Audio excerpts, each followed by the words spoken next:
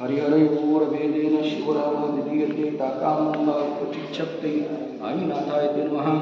गुरुर्ब्रह्मा गुरुर्विष्णु गुरुर्देवो महेश्वरः गुरुसाक्षात् परब्रह्म तस्मै श्री गुरुवे नमः। गोपालकृष्ण भगवान की जय।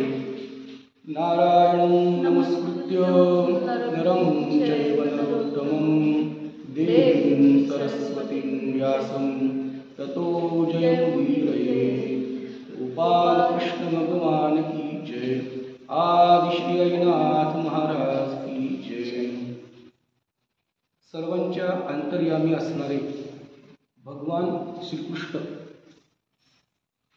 त्यांचे अत्यंत जीवलग सखे नरोत्तम अर्जुन या दोघांची लीला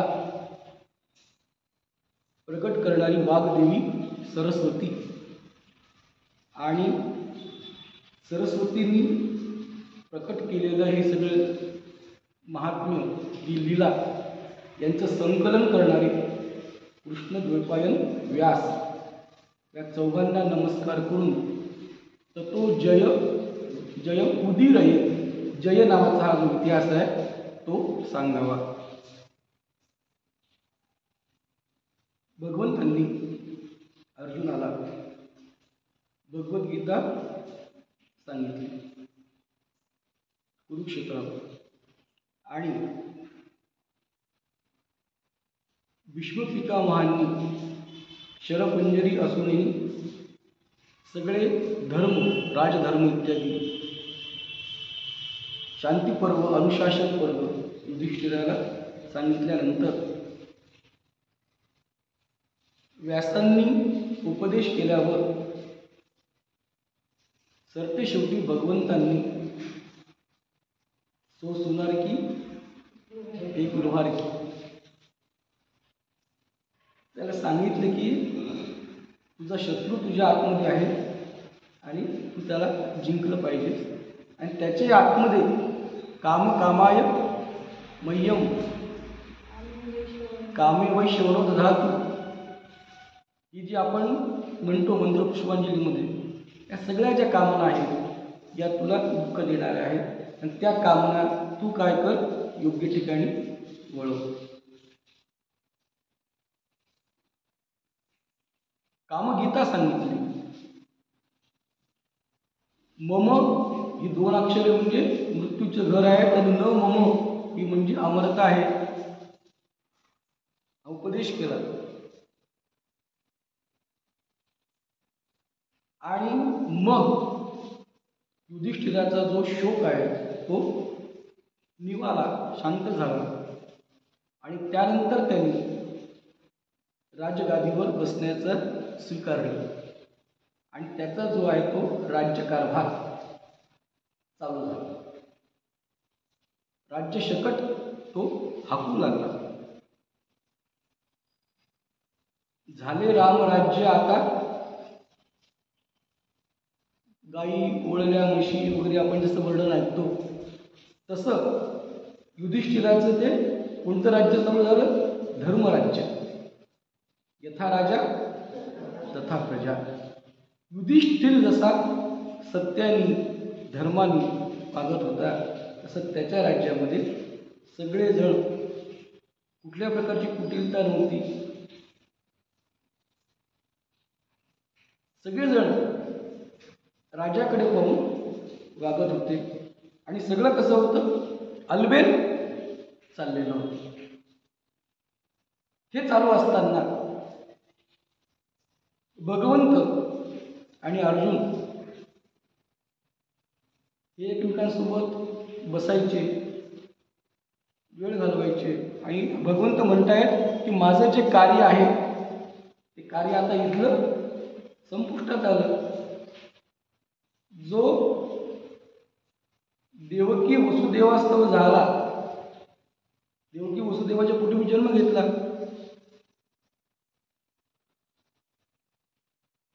आणि कुमारींसाठी गोकुळात गेला, तिथे कुमारींना सुख दिलं, आणि शेवटी शेकी उपेगा गेला पांडवांचे। मला माझं प्रत्येक कार्य माझं मी नेहमी काय असतो कार्यामग्न असतो. इथे बसून नुसतं मी काय करू, जेवण करू का? तर अर्जुनाला गळ भगवंतांनी घातली. ते म्हणतात की तुम्ही आता महाराज युधिष्ठिर यांना सांगा की मला आता जाऊ द्या. किती विनयशीलता आहे, सगळं करून निर्लिप्त आहे. स्वतःचा अभिमान त्यांच्याकडे स्वतःकडे अभिमान काही घेतलेला नाही. अर्जुनाच्या डोळ्यात पाणी आलं की आता आपले भगवंताशी विरह होणार. तेव्हा अर्जुन भगवंतांना म्हणतोय की भगवंता तुम्ही मला गीता सांगितली युद्धस्थळावर, पण त्यावेळेस युद्धाच्या त्या धांदलीमध्ये मी काही ती व्यवस्थित ऐकली नाही. परिणाम तुमच्या बोलण्याचा माझ्यावर झाला. मी विश्वरूप पाहिलं आणि शेवटी तुम्ही मला विचारलं की तुझा तो मोह गेला की नाही गेला, आणि मी सांगितलं की तो सकुटुंब गेला. सगळ्या धर्मांचा मी त्याग केला. त्वमेव शरणं गच्छ सर्व भावेन भारत त्वत्प्रसादात् पराम शांती. सगळं झालं आणि तुम्ही मला म्हटलं यथेच्छसी तथा कुरु, आणि मी पण म्हटलं करिष्ये वचनं तव. फक्त त्यावेळेस तुम्हाला माझ्याकडून युद्ध करून घ्यायचं होतं आणि मला युद्ध करायचं होतं, पण तुम्ही नेमकं मला काहीतरी सांगितलं, खूप छान सांगितलं. पण ती आता आपल्याकडे निवांत वेळ आहे, तर मला तुम्ही ते काय करा पुन्हा सांगा. भगवंत म्हणतायत की चित्त स्थिर असायला पाहिजे होतं. माऊली पण वर्णन करते की एवढा मोठा रणांगणामध्ये काही उपदेशू केवटी झुंज, त्या झुंजीत तुम्ही उपदेश करत आहात. भगवंताला भक्ताचं काय लागलेलं आहे, वेळ लागलेला आहे. नवल पिसे लागले भक्ताची. परंतु तू आता मला म्हणतोयस की ती पुन्हा सांगा, परंतु मी तेव्हा तुला जी सांगितली ती कशी सांगितली, योगयुक्त होऊन सांगितली. तेव्हा मी माझ्या ध्यानाच्या अवस्थेत होतो आणि त्या अवस्थेमध्ये तुम्हाला प्रश्न करत गेलास आणि मी माझ्या आतून ती उत्तरं निघाली. आता ती जशाच्या तशा मला सांगता येणार नाही. काय सांगितलं माझं मला पण आता आठवत नाही. तेव्हा तू त्याच्यावर उपाय आता एकच की मला आता काय सुचते ते मी तुला सांगतो. तेव्हा काय सांगितलं ते पुन्हा सांगा म्हणसाल तर मला सांगता येणार. सांगा म्हणे भगवंता. तेव्हा देवानी अर्जुनाला पुन्हा दुसरी गीता सांगितली. तिला काय म्हटलं, अनुगीता, काय तरी उत्तर गीता म्हणतात. आणि त्यात ते म्हणतायत की काश्यप नावाचे ऋषी आहेत, त्यांना असेच तुझ्यासारखेच प्रश्न पडले होते आणि त्या प्रश्नांचा उलगडा त्यांना एक सिद्ध भेटले. त्या सिद्धांनी जी जी उत्तरं दिली ती मी तुला सांगतोय. ते सिद्ध मनमिळावू आहेत, कामनांचा त्याग केलेले आहेत, सत्यपरायण आहेत, त्यांच्या सगळीकडे काय त्यांचं एक आभामंडल आहे. असे सिद्ध त्या काश्यपांना भेटल्यानंतर त्यांना प्रश्न विचारले की विविध कर्मांची गती काय असते, प्राण कसा जातो, तो गर्भामध्ये कसा प्रविष्ट होतो, आणि त्यांनी त्याची चपखल जी आहे ते सगळी उत्तरं दिली. पंचप्राण आहेत, मग आधी 2 प्राण असतात, त्याच्यामध्ये आणखीन उदान समान असतात, सगळ्यात मध्ये उदान असतो, प्राणापान मुख्य प्राण आहेत इत्यादी विविध. आणि शेवटी जो आपला गीतेचा 6वा अध्याय आहे तो जीवाच्या कल्याणाचा अध्याय म्हणून हा सगळा त्या उत्तर गीतेमध्ये आलेला आहे. योगस्थ कुरुकर्माणि संगम त्यक्त्वा निरंजय इत्यादी ही सगळी अनुगीता अर्जुनाला भगवंतांनी सांगितली. आणि त्यानंतर त्यांनी आणखीन एक प्रसंग सांगितला, तो म्हणजे दाम्पत्य संवाद, नवरा आणि बायकोचा. ती बायको तर नवऱ्याजवळ येते आणि त्याला म्हणते की तुम्ही दिवस रात्र शांत बसलेले असतात, काहीच कामधंदा करीत नाही. आणि मी तर असं ऐकलेलं आहे की नवऱ्याच्या कर्मामध्ये अर्ध पुण्य बायकोचं असते. तुम्ही काही केलं त्यांना अर्ध मला भेटेल, तुम्ही तसं काहीच करत नाही तर माझी गती काय होईल. मला तर काही करण्याची मुभा नाही आणि तुम्हाला आहे तर तुम्ही काही करायला तयार नाही. अशा अवस्थेत माझी गती कोणती, असं त्या ब्राह्मणाला त्याच्या बायकोनी हा प्रश्न विचारला. तेव्हा त्या ब्राह्मणांनी तिला उत्तर द्यायला सुरुवात केली आहे. त्याच्यामध्ये विविध संवाद आलेले आहेत. त्या संवादामध्ये मनाचा आणि वाणीचा संवाद आहे. तो म्हणतोय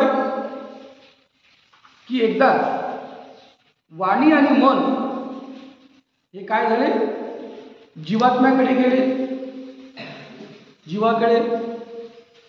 त्या दोघांचा झगडा होता. मन म्हणते की मी श्रेष्ठ आणि वाणी म्हणते की मी श्रेष्ठ. आमच्या दोघांचं भांडण आहे, तुम्ही सोडवा, आमच्यापैकी कोण श्रेष्ठ आहे तुम्ही आम्हाला सांगा. जीवात्म्याला आवडतं काय, मन. आणि त्यांनी निर्णय दिला जीवात्म्याने की या तुमच्या दोघांपैकी मन श्रेयस्कर आहे, श्रेष्ठ आहे, वरचढ आहे. तेव्हा वाणी काय म्हणते की मी तुमच्यासाठी सगळे काम करते, हे पाहिजे ते पाहिजे, तुमची बाजू मांडते, तुमच्यावर न्याय अन्याय झाला तुमच्याकडून सगळं बोलते, सगळ्या इंद्रियांना मी काय करते राबवते. मन काय करते तर मीच श्रेष्ठ आहे, असं त्या वाणीचं त्या ठिकाणी म्हणणं आहे.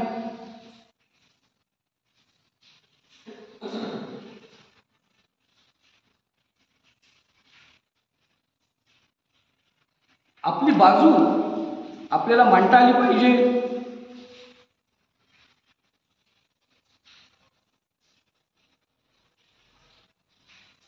त्याचं संजय ते रूप. मग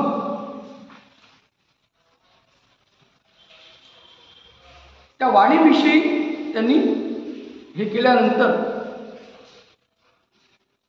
पुढे एक अध्याय येतो, त्याच्यामध्ये मन आणि इंद्रियांचा संवाद आहे. की मन कसं आपलंच घोडं समोर दाबतच आहे. त्यांनी आधी काय केलं, वाणीला दाबायचा प्रयत्न केला, पण वाणी थांबली नाही. आणि मग मन जे आहे ते इंद्रियांना काय करते, सांगते की तुमच्यामध्ये श्रेष्ठ कोणी असेल तर मी आहे. ऐका, हो ऐका सगळेजण. 5 इंद्रिय, ज्ञानेंद्रिय आणि 5 कर्मेंद्रिय, 11वं मन. मी अध्यक्ष आहे, माझं ऐका. मी जर तुम्हाला सहाय्य केलं नाही तर तुम्ही काही करू शकत नाही.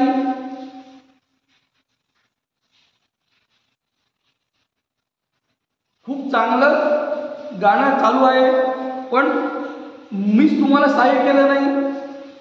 मनच जर ठिकाणावर नसेल तर त्या चांगल्या गाण्याला आम्ही काय की काय ऐकलं नाही, काय चालू आहे, मनच नव्हतं त्याच्यात. चांगलं सुरास अन्न दिलेलं आहे, जिभेला चव लागणार नाही, लक्ष लागणार नाही. एकीकडे जात आहे, मन बरोबर नाही, गाडी यायली की नाही यायली रस्ता क्रॉस करताना. त्याच्यामुळे तुमच्या सगळ्यामध्ये मीच काय आहे महत्वाचं आहे असं त्या मनाने इंद्रियांना सांगितलं. माझ्याशिवाय तुमची अवस्था ही विजलेल्या आगीसारखी आहे. तुम्ही श्रीहीन आहात, त्याच्यामुळे तुम्ही काय करा, मला अध्यक्ष म्हणा, मला विचारा. म्हणजे इंद्रिय ते सुद्धा काही तुम्ही म्हणसाल आम्ही मान्य करू का? ते म्हणतायत इंद्रिय आणि उचहू की महोदय तुम्ही आम्हाला सहाय्य केलं नाही तरी आम्ही आमचं काम करू शकतो, पण तुम्ही काय करता ते आधी आम्हाला सांगा. एखादं तरी काम करता का? आम्ही पाहू शकतो, आम्ही चव घेऊ शकतो, आम्ही स्पर्शज्ञान घेऊ शकतो. तुम्ही काय करता? फक्त बोलता. तुम्ही काय करता? आमचा जर लय झाला तर तुम्ही तृप्त होणार का? आम्ही तुमच्या तृप्तीसाठी अहोरात्र